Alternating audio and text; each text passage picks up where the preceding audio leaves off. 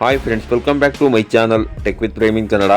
Friends, Karnataka ಸರ್ಕಾರ ಕೃಷಿ ಇಲಾಖೆಯಿಂದ 2024-25ನೇ ಸಾಲಿಗೆ ಕೃಷಿ ಭಾಗ್ಯ ಯೋಜನೆಯ ಮುಖಾಂತರ 6 ಯೋಜನೆಗಳಿಗೆ ಅರ್ಹ ರೈತರಿಂದ ಅರ್ಜಿಯನ್ನು ಆಹ್ವಾನ ಮಾಡಿದ್ದಾರೆ.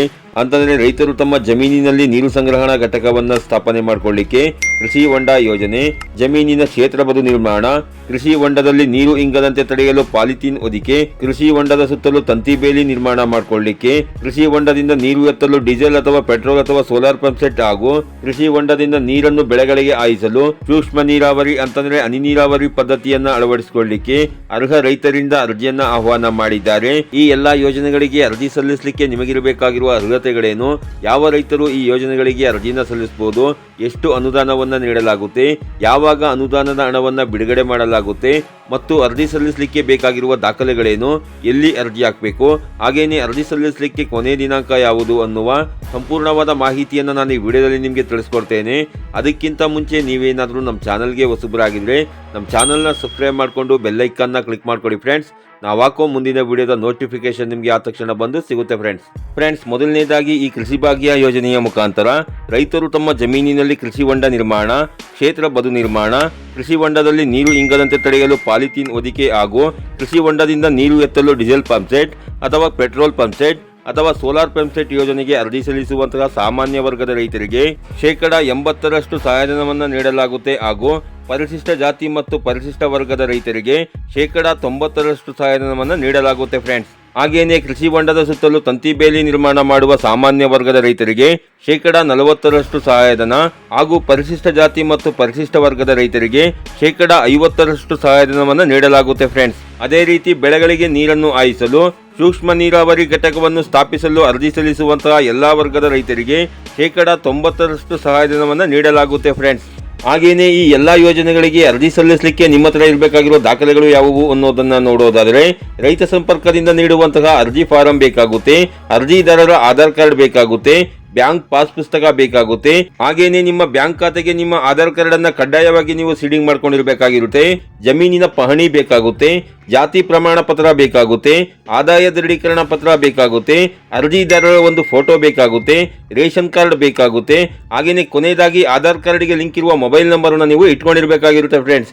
ಹಾಗೇನೆ ರೈತರು ತಮ್ಮ ಜಮೀನಿನಲ್ಲಿ ನಿರ್ಮಾಣ ಮಾಡುವಂತಹ ಯಾವ ಅಳತೆಯ ಕೃಷಿ ಹೊಂಡಕ್ಕೆ ಎಷ್ಟು ಸಬ್ಸಿಡಿಯನ್ನ ನೀಡಲಾಗುತ್ತೆ ಅನ್ನೋದನ್ನ ನೋಡೋದಾದ್ರೆ, ನೀವೇನಾದ್ರೂ ಸಾಮಾನ್ಯ ವರ್ಗದ ರೈತರಾಗಿದ್ರೆ 10 ಮೀಟರ್ ಉದ್ದ, 10 ಮೀಟರ್ ಅಗಲ, 3 ಮೀಟರ್ ಆಳದ ಕೆಂಪು ಮಣ್ಣಿನಿಂದ ಕೂಡಿದಂತಹ ಭೂಮಿಯಲ್ಲಿ ನೀವು ಕೃಷಿ ಹೊಂಡವನ್ನ ನಿರ್ಮಾಣ ಮಾಡಿಕೊಂಡ್ರೆ ನಿಮಗೆ ಖರ್ಚಾಗುವಂತಹ 22,700 ರೂಪಾಯಿಗಳಲ್ಲಿ 18,200 ರೂಪಾಯಿಗಳನ್ನ ಸಬ್ಸಿಡಿಯಾಗಿ ನಿಮಗೆ ನೀಡಲಾಗುತ್ತೆ. ಅದೇ ರೀತಿ ನೀವೇನಾದರೂ ಪರಿಶಿಷ್ಟ ಜಾತಿ ಮತ್ತು ಪರಿಶಿಷ್ಟ ಪಂಗಡದ ರೈತರಾಗಿದ್ರೆ ನಿಮಗೆ 20,400 ರೂಪಾಯಿಗಳ ಸಬ್ಸಿಡಿಯನ್ನ ನೀಡಲಾಗುತ್ತೆ ಫ್ರೆಂಡ್ಸ್. ಅದೇ ರೀತಿ ಸಾಮಾನ್ಯ ವರ್ಗದ ರೈತರು ಕಪ್ಪು ಮಣ್ಣಿನಲ್ಲಿ ನಿರ್ಮಾಣ ಮಾಡುವಂತಹ 10 ಮೀಟರ್ ಉದ್ದ, 10 ಮೀಟರ್ ಅಗಲ, 3 ಮೀಟರ್ ಆಳದ ಕೃಷಿ ಹೊಂಡಕ್ಕೆ ಖರ್ಚಾಗುವಂತಹ 20,100 ರೂಪಾಯಿಗಳಲ್ಲಿ 16,100 ರೂಪಾಯಿಗಳನ್ನ ನಿಮಗೆ ಸಬ್ಸಿಡಿಯಾಗಿ ನೀಡಲಾಗುತ್ತೆ. ಅದೇ ರೀತಿ ನೀವೇನಾದರೂ ಪರಿಶಿಷ್ಟ ಜಾತಿ ಮತ್ತು ಪರಿಶಿಷ್ಟ ಪಂಗಡದ ರೈತರಾಗಿದ್ರೆ ನಿಮಗೆ 18,100 ರೂಪಾಯಿಗಳನ್ನ ಸಬ್ಸಿಡಿಯಾಗಿ ನೀಡಲಾಗುತ್ತೆ ಫ್ರೆಂಡ್ಸ್. ಅದೇ ರೀತಿ ಆಯಾ ಅಳತೆಯ ಕೃಷಿ ಹೊಂಡಕ್ಕೆ ಖರ್ಚಾಗುವಂತಹ ಹಣಕ್ಕೆ ನೀಡುವಂತಹ ಸಬ್ಸಿಡಿ ಮೊತ್ತವನ್ನು ನೀವು ಇಲ್ಲಿ ನೋಡ್ಕೋಬಹುದಾಗಿರುತ್ತೆ ಫ್ರೆಂಡ್ಸ್. ಅದೇ ರೀತಿ ಕೃಷಿ ಹೊಂಡ ನಿರ್ಮಾಣಕ್ಕೆ ಹಣ ಬಿಡುಗಡೆ ಮಾಡುವ ವಿಧಾನವನ್ನು ನೀವು ನೋಡೋದಾದ್ರೆ, ಕ್ಷೇತ್ರ ಬದು ನಿರ್ಮಾಣ ಹಾಗೂ ಕೃಷಿ ಹೊಂಡ ಪೂರ್ಣಗೊಂಡ ನಂತರ ಕೃಷಿ ಹೊಂಡದ ಸುತ್ತಲೂ ತಂತಿ ಬೇಲಿ ನಿರ್ಮಿಸಿಕೊಳ್ಳುವ ಬಗ್ಗೆ ರೈತರಿಂದ ದೃಢೀಕರಣ ಪತ್ರ ಪಡೆದುಕೊಂಡು ಕ್ಷೇತ್ರ ಬದು ಹಾಗೂ ಕೃಷಿ ಹೊಂಡ ಘಟಕಗಳಿಗೆ ಸಂಬಂಧಿಸಿದ ಒಟ್ಟು ಸಬ್ಸಿಡಿಯಲ್ಲಿ 75% ಸಬ್ಸಿಡಿಯನ್ನ ರೈತರ ಬ್ಯಾಂಕ್ ಖಾತೆಗೆ ಜಮೆ ಮಾಡಲಾಗುತ್ತೆ ಫ್ರೆಂಡ್ಸ್.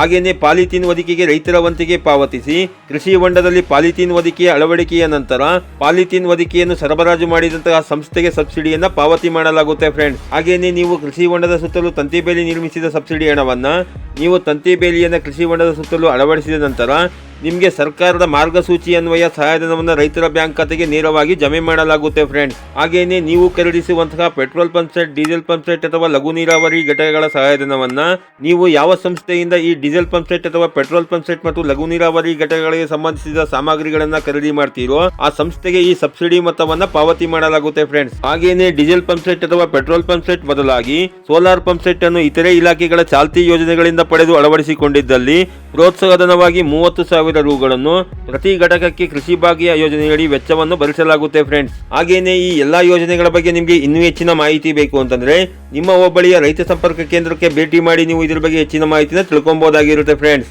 ಯಾರ್ಯಾರು ರೈತರು ಈ ಯೋಜನೆಗಳಿಗೆ ನೀವು ಅರ್ಜಿ ಹಾಕ್ಬೇಕು ಅಂತಿದ್ದೀರಿ ಅಂತವರು ನಾನು ತಿಳಿಸಿರುವ ಎಲ್ಲಾ ದಾಖಲೆಗಳನ್ನ ತಗೊಂಡು ನೀವು ನಿಮ್ಮ ಹೋಬಳಿಯ ರೈತ ಸಂಪರ್ಕ ಕೇಂದ್ರಕ್ಕೆ ಭೇಟಿ ಮಾಡಿ ಅಲ್ಲಿ ನೀವು ಅರ್ಜಿಯನ್ನ ಸಲ್ಲಿಸಬೇಕಾಗಿರುತ್ತೆ ಫ್ರೆಂಡ್ಸ್. ಈ ರೀತಿಯ ಒಂದು ಸಣ್ಣ ಮಾಹಿತಿ ಇತ್ತು, ಈ ಮಾಹಿತಿನ ನಾನು ನಿಮಗೆ ತಿಳಿಸ್ಕೊಟ್ಟಿದ್ದೀನಿ. ಈ ಮಾಹಿತಿ ನಿಮಗೆ ಉಪಯುಕ್ತ ಅನ್ಸಿದ್ರೆ ವಿಡಿಯೋಗೆ ಒಂದು ಲೈಕ್ ಮಾಡಿ, ಕಮೆಂಟ್ ಮಾಡಿ, ಶೇರ್ ಮಾಡಿ. ಹಾಗೆ ನೀವು ನಮ್ಮ ಚಾನಲ್ಗೆ ಹೊಸಬ್ರಾಗಿದ್ರೆ ನಮ್ಮ ಚಾನಲ್ನ ಸಬ್ಸ್ಕ್ರೈಬ್ ಮಾಡಿಕೊಂಡು ಬೆಲ್ ಐಕಾನ್ನ ಕ್ಲಿಕ್ ಮಾಡ್ಕೊಳ್ಳಿ ಫ್ರೆಂಡ್ಸ್. ನಾವು ಹಾಕೋ ಮುಂದಿನ ವಿಡಿಯೋದ ನೋಟಿಫಿಕೇಶನ್ ನಿಮಗೆ ಆ ತಕ್ಷಣ ಬಂದು ಸಿಗುತ್ತೆ ಫ್ರೆಂಡ್ಸ್.